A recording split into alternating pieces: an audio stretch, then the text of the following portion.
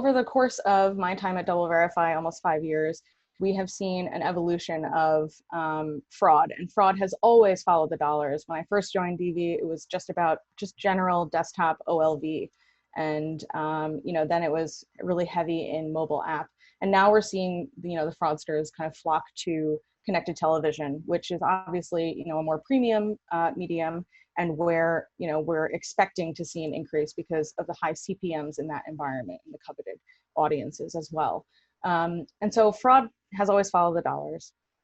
What we're seeing in CTV, which is a little interesting and different than what we're seeing in desktop and mobile, is an increase in bot fraud, which is actually a more simplistic type or basic type of fraud. And in these other environments, which have had time to mature, we're seeing less bot fraud because we help to avoid it before it actually becomes a problem for advertisers post-bid, than we are in CTV. So the bot fraud in CTV is actually where most of the volume is coming from a sophisticated invalid traffic perspective. But we're also seeing quite a lot of specific apps that were fraudulent in CTV as well. And we actually have seen in the last year, almost year and a half, over 1,300 fraudulent CTV apps being identified by DV. It's really important because we're seeing, again, fraudsters flock to it. So it's increasing year on year and increasing even, quarter over quarter that we're seeing. So it's becoming an increasing area of concern in non-certified environments where DV, hasn't worked directly with the app or partner in order to certify that, that there is fraud being stripped correctly from the inventory. We're seeing 11 times higher fraud in those environments. Most of it is driven by bot fraud. We're also seeing in these apps, some really interesting trends that are very different and unique from what we're seeing in desktop and mobile. So what we're seeing a little bit of, the newest fraud scheme that we just came out with is around apps that are actually leveraging public domain content, such as old Westerns and things that no one really owns anymore, and leveraging that to actually get into the premium app stores in CTV specifically. And then once consumers have downloaded that app, then just leveraging that in order to leverage additional impressions that are not actually being seen by the consumer. There are also some more simplistic kind of bot schemes as well. When we are certified, we actually do see quite a decline in overall fraud rate. So it's manageable as of now. For advertisers, it's really heavy in programmatic content because most people are not downloading those apps, and they're not like the premium apps in app stores for CTV. And so the impressions need to be generated constantly in the background, right? And that's why the volume is coming from those big bots. But the app fraud is certainly a decent portion of the CTV fraud. This is a little different than what we saw in mobile app when it was maturing from a fraud perspective, where most of the traffic was even being driven by app fraud. So we're certainly on top of it. We have a whole separate team at DV dedicated to CTV fraud detection and making sure that we're avoiding it correctly. So we're keeping an eye out for these apps and trying to kind of get ahead of that potential problem. This has been a crazy year.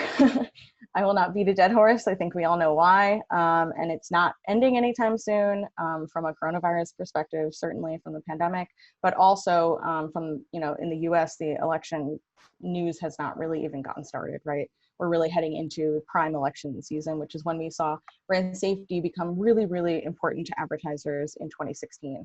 So we're expecting that to again, become really, really important. Coronavirus is not inherently non-brand safe, and most of our advertisers, after an educational period, kind of adopted that strategy as well. We came out at the beginning of the pandemic by saying, like, news is not brand unsafe, right? And to encourage our advertisers to consider not blocking against all news content just because there's a global pandemic going on.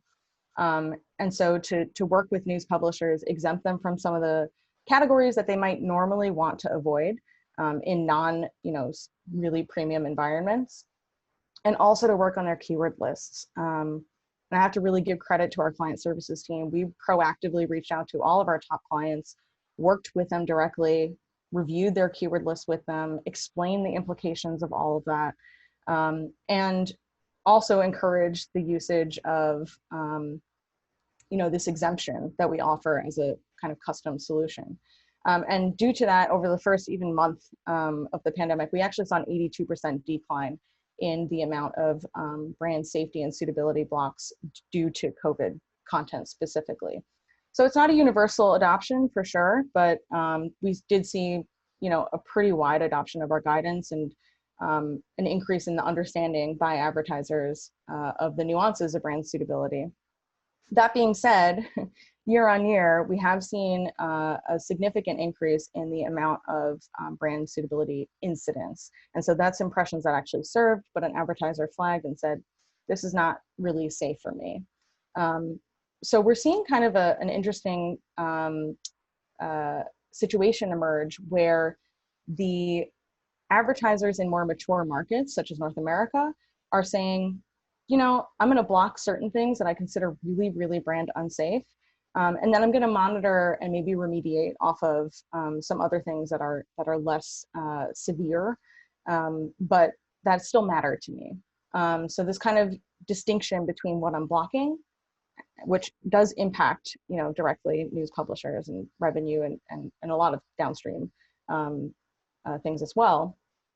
And what we're going to monitor against and work together with the publisher to over time ensure that they're serving my ads alongside content that I want to see.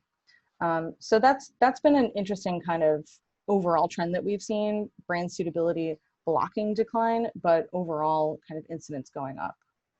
And we also did see in less mature markets such as APAC and LATAM, we did see an increase in both blocking and incidents. So they're really still kind of getting their bearings when it comes to brand suitability and verification overall. What is safe for my brand? What does this mean when I block this keyword?